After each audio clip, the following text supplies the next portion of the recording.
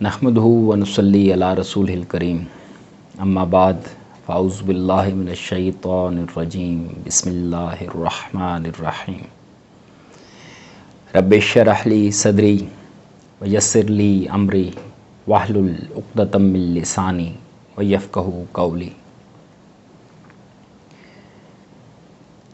یا ایھا الناس اعبدوا ربکم الذی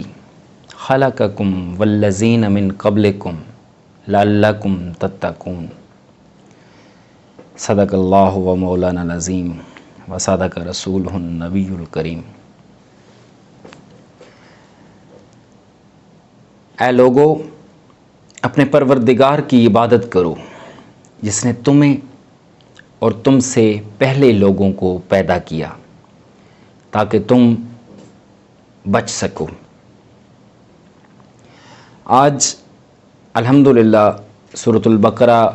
کے تیسرے رکوع کی ابتدا ہے۔ سورۃ البقرہ کی ابتدا میں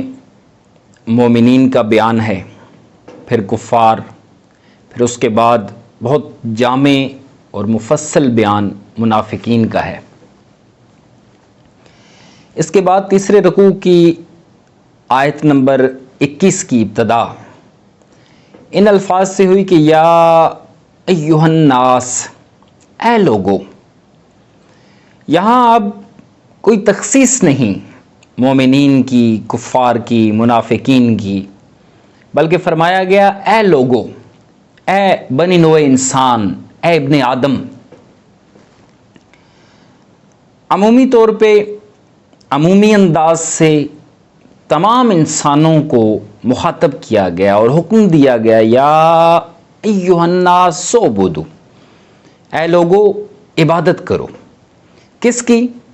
ربکم، اپنے رب کی۔ چونکہ دعوت توحید کی ہے، عبادت کی ہے، اور عبادت بھی اپنے رب کی، تو کوئی تخصیص نہیں فرمائی بلکہ سب لوگوں کو، عوام الناس کو مخاطب فرمایا اور کہا کہ اپنے رب کی عبادت کرو۔ کیونکہ رب تو وہ سب کا ہے، منافقین ہوں، مشرکین ہوں، کفار ہوں، یہود و نصارہ ہوں یا مومنین، رب تو وہ رب العالمین ہے۔ اب جو حکم دیا جا رہا ہے وہ ہے عبادت کا، تو سوال پہلا یہ پیدا ہوتا ہے کہ عبادت کیا ہے؟ کیا نماز، روزہ، حج، زکوٰۃ ہی عبادت ہے، یا نوافل و تلاوت عبادت ہیں؟ تو عبادت کا مفہوم بھی ہم نے غلط سمجھ رکھا ہے۔ قاسم فیوزات حضرت مولانا محمد اکرم آوان رحمۃ اللہ تعالی علیہ اکرم التفاسیر میں فرماتے ہیں، ہم صرف نماز روزے کو، نفلی عبادت کو، یا حج کو، یا صدقات کو، فرض ہوں یا نفل ہوں، اسی کو عبادت سمجھتے ہیں۔ لیکن حقیقت یہ ہے کہ عبادت کا مفہوم بہت وسیع ہے۔ فرماتے ہیں کہ جو بھی کام اللہ کریم کی اطاعت میں کیا جائے، اس کی رضا کے لیے خلوص سے کیا جائے، ہر وہ کام عبادت ہے۔ روزی جائز طریقے سے کمانا عبادت ہے، بال بچوں کو حلال روزی کھلانا عبادت ہے، اپنے رہنے کے لیے جائز وسائل سے گھر بنانا عبادت ہے۔ زندگی کا ہر وہ کام جو حدود شرعی کے اندر رہ کر کیا جائے اور اس نیت سے کیا جائے کہ اللہ کریم اس پہ راضی ہوں، وہ عبادت ہے۔ بلکہ میں سمجھتا ہوں کہ زندگی کا جو سب سے بے معنی کام ہے، اگر وہ بھی اللہ کے احکامات، سنت نبوی صلی اللہ علیہ وسلم کے تحت کیا جائے، مثال کے طور پہ رفع حاجت کے لیے اگر حاجت گاہ جاتے ہوئے اس چیز کا خیال رکھا جائے کہ داخل ہونے کا سنت طریقہ کیا ہے، بیٹھنے کا سنت طریقہ کیا ہے، اور قرآن و حدیث نے کیا رہنمائی کی ہے، اور وہاں سے رفع حاجت کے دوران کن چیزوں کا، کن امور کا خیال رکھنا ہے، اور وہاں سے نکلنے کے بعد کون سی دعا پڑھنی ہے، اگر ان چیزوں کا خیال رکھا جائے اور اس بے معنی سے عمل میں بھی اطاعت نبوی صلی اللہ علیہ وسلم کو، سنت نبوی صلی اللہ علیہ وسلم کو مد نظر رکھا جائے، حالانکہ یہ زندگی کا سب سے بے معنی کام ہے اور اس میں انسان کی یہ اپنی ضرورت ہے، جسمانی ضرورت ہے، اس نے اپنے آپ کو ہلکا کرنا ہے، لیکن اگر اس کام میں بھی وہ اطاعت نبوی صلی اللہ علیہ وسلم کو، سنت نبوی صلی اللہ علیہ وسلم کو مد نظر رکھ کے کرتا ہے تو اس کے اس کام پہ بھی اجر مرتب ہو رہا ہے۔ تو یہ دنیا چونکہ امتحان گاہ ہے، تو جب تک سانس چل رہی ہے، بلوغت سے لے کے آخری سانس تک ہر فعل، ہر کام ہر کام پہ دو میں سے ایک اجر مرتب ہو رہا ہوتا ہے۔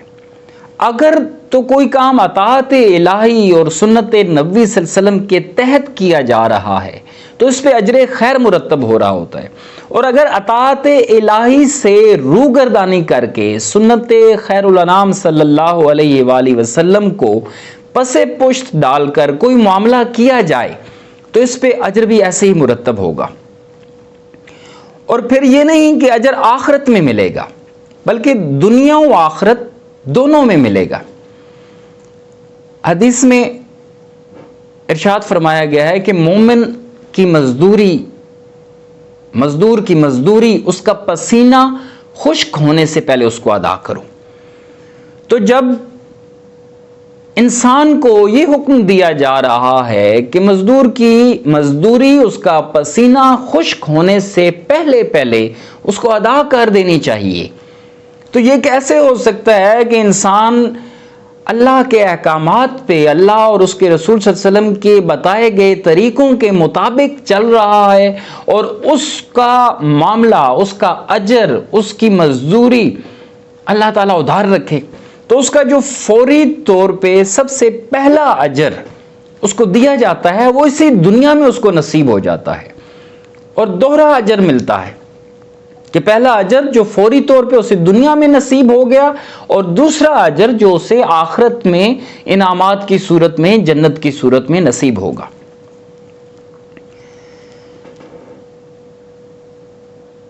اور جو دنیا میں اگر کوئی نیک کام کرتا ہے اور اللہ اس کے رسول صلی اللہ علیہ وسلم کے احکامات کے تحت زندگی گزارتا ہے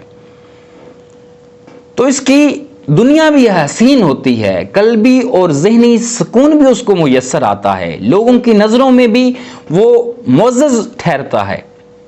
اور پھر سب سے بڑا اجر کہ آخرت میں وہ جنت کا حقدار ہوتا ہے۔ اور اگر کوئی برائی کا راستہ اختیار کرتا ہے تو نہ صرف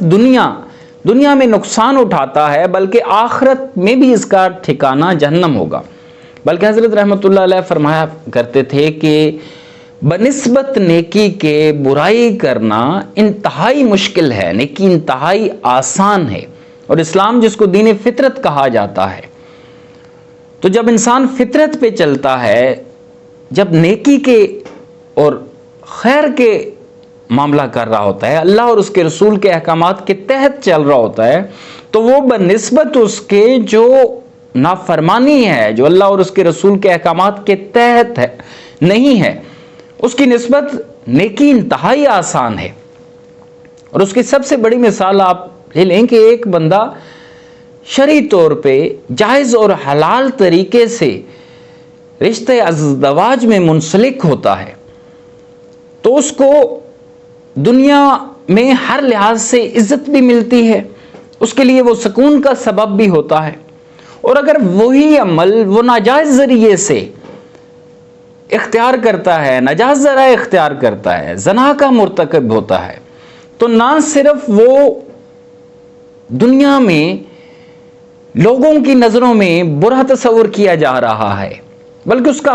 اپنا ضمیر بھی مطمئن نہیں، وہ خود بھی بے سکونی کا شکار ہے، اور میڈیکل پوائنٹ آف ویو سے اگر آپ طبی لحاظ سے بھی دیکھیں تو شرعی طور پہ جو جائز ہے، ایک بندے نے 4 شادیاں بھی کر رکھی ہیں تو اس کو کسی قسم کی مادی طبی کمزوری نہیں ہوگی، اور ایک بندہ گناہ کے اور حرام پہ اور زنا پہ چل رہا ہے تو وہ میڈیکلی اور طبی لحاظ سے بھی دن بدن کمزور ہوتا جائے گا. تو گناہ انتہائی مشکل ہے بنسبت نیکی کے. نیکی آسان ہے، نیکی فطرت ہے. نیکی طبی طور پہ انسان پہ آسانیاں پیدا کرتی ہے اور طبیعت پہ آسان ہوتی ہے، جبکہ بدی اور گناہ کا کام اس کے لیے مشکل ہوتا ہے. تو فرمایا کہ عبادت کرو اپنے رب کی. حکم سب کے لیے ہے کیونکہ وہ سب کا رب ہے، رب العالمین ہے، سب کو پالنے والا ہے. اور سب سے بڑی بات کہ جس سے کوئی انکار نہیں کر سکتا وہ ہے خالقکم، کہ اس نے تمہیں پیدا کیا. اور نہ صرف تمہیں بلکہ والذین من قبلکم، تم سے پہلے لوگوں کو بھی اس نے پیدا کیا. تخلیق کو دلیل کے طور پہ سب انسانوں پہ پیش کیا، کیونکہ یہ بات سب پہ واضح ہے کہ کوئی تو ہستی ہے جو ازل سے ابد تک ہے، کوئی تو ہے جو زندہ کرتا ہے، کوئی تو ہے جو پیدا کرتا ہے، کوئی تو ہے جو موت و حیات بخشتا ہے. اور یہ سب کرنے سے زندگی اطاعت الہی کے تحت گزارنے سے، اطیع اللہ و اطیع الرسول پہ عمل کرنے سے، ہر کام ہر عمل میں سنت نبی صلی اللہ علیہ وسلم کا خیال رکھنے سے حاصل کیا ہوگا، نتیجہ بیان کیا گیا، نتیجہ بتایا گیا. تو ان سب معاملات سے اس عبادت سے حاصل کیا ہوگا، اس سب کا مقصد کیا ہے؟ فرمایا لعلکم تتقون، تاکہ تم بچ سکو، نجات پا سکو، متقی بن سکو. تقوی کیا ہے؟ قاسم فیوزات